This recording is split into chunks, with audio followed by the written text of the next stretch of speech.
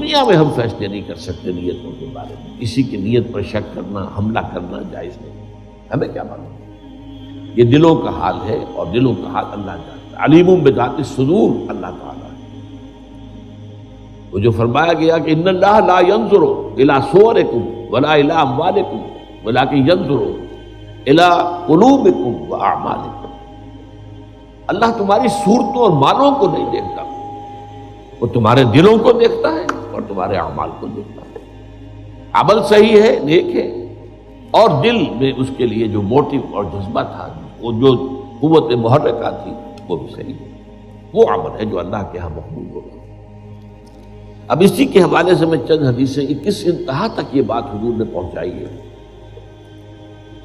حضور نے فرمایا من صلی یرائی فقط اشرکا ومن صام یرائی فقط اشرکا ومن تصدق یرائی فقط اشرکا. جس نے دکھاوے کے لیے نماز پڑھی اس نے شرک کیا. اب نماز تو بہت بڑا نیکی کا فعل ہے، بہت بڑا نیکی کا فعل ہے. یہ تو ارکان اسلام میں سے رکن اعظم ہے، الصلاۃ عماد الدین. لیکن اس کے پیچھے بھی نیت اگر دکھاوے کی ہے، ریاکاری کی ہے، اپنی دینداری کا اور اپنی تقویٰ کا روب گانٹنا ہے لوگوں کے اوپر، تو پھر یہ شرک ہے. ومن صام یرائی فقط اشرکا، اور جس نے روزہ رکھا دکھاوے کے لیے اس نے شرک کیا. ومن تصدق یرائی فقط اشرکا، اور جس نے صدقہ و خیرات دیا دکھاوے کے لیے ریاکاری میں، اس نے شرک کیا. اور شرک سے زیادہ بڑا گناہ، گھنامنا گناہ اور کوئی نہیں. 2 مرتبہ سورہ نساء میں یہ آیت آئی ہے، ان اللہ لا یغفر ان یشرک بہ وَيَغْفِرُ مَا دُونَ ذَلِكَ لِمَن یشاء. اللہ تعالیٰ اسے ہرگز نہیں بخشے گا کہ اس کے ساتھ شرک کیا جائے. ہاں اس سے کم کر جس کو چاہے گا معاف فرما دے. ایک اور حدیث میں اس سے بھی زیادہ باریک بات کہی گئی. شرک خفی یہ ہے کہ اگر کوئی شخص نماز پڑھ رہا ہو اور اسے یہ محسوس ہو کہ کوئی اسے دیکھ رہا ہے تو وہ سجدہ لمبا کر دے. یہ شرک خفی ہے. ایک شرک جلی ہوتا ہے جو نظر آ رہا ہے شرک ہو رہا ہے، بت کو سجدہ کیا جا رہا ہے، قبر کو سجدہ کیا جا رہا ہے، شرک جلی.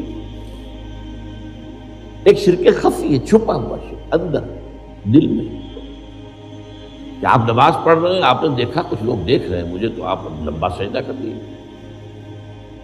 اس کا آپ تجزیہ کر سکتے ہیں سمپل میتھمیٹکس سے. اگر وہ پہلے 5 سیکنڈ کا سجدہ کر رہا تھا اور اب اس نے 10 سیکنڈ کا سجدہ کیا ہے، تو یہ 5 اضافی کس کے لیے کیے؟ 5 تو ہو گئے اللہ کے لیے، پہلے وہ کر رہا تھا، لیکن یہ 5 جو اضافی منٹ لگے ہیں یہ کس کے لیے؟ تو لوگوں کے لیے، ریاکاری کے تحت ہوئے. تو ایک سجدے کے 2 مسجود ہو گئے. ایک مسجود اللہ کی ذات ہوئی، اور ایک مسجود وہ لوگ ہیں جنہیں دکھایا جا رہا ہے. اس میں حضور صلی اللہ علیہ وسلم کی دعوت سے اور تربیت سے جس حد تک باریک بینی آ گئی تھی صحابہ کرام میں، اس کی مثال جو ہے وہ حضرت علی رضی اللہ تعالیٰ عنہ کا ایک واقعہ ہے. عین جنگ میں ایک شخص سے دو بدو مقابلہ ہوا، اور حضرت علی رضی اللہ تعالیٰ عنہ نے اس کافر کو، مشرک کو زیر کر لیا، اس کے سینے پر سوار ہو گئے. اب خنجر بھونکنے والے تھے کہ اس نے نیچے پڑے ہوئے بھی منہ پر ٹھوک دیا حضرت علی رضی اللہ تعالیٰ. اب حضرت علی سے چھوڑ کر کھڑے ہو گئے. وہ حیران ہوا. وہ جسے آپ انگریزی میں کہتے ہیں to add insult to injury. میں نے تو اور توہین کی تھی، ان کی انسلٹ کی، یہ مجھے چھوڑ کر کھڑے ہو گئے، کیوں؟ پوچھا. تو حضرت علی فرماتے ہیں دیکھو میری تم سے کوئی ذاتی دشمنی نہیں، میں تمہیں صرف اللہ کے لیے قتل کر رہا ہوں.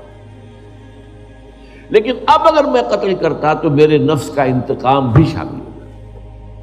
تم نے میری توہین کی تو میں گویا کہ اپنے نفس کے انتقام میں اس کا بدلہ لینے کے لیے بھی ایک نیت کے اندر میرے یہ ذاتی بات بھی شامل ہو جاتی، اس کی میں نے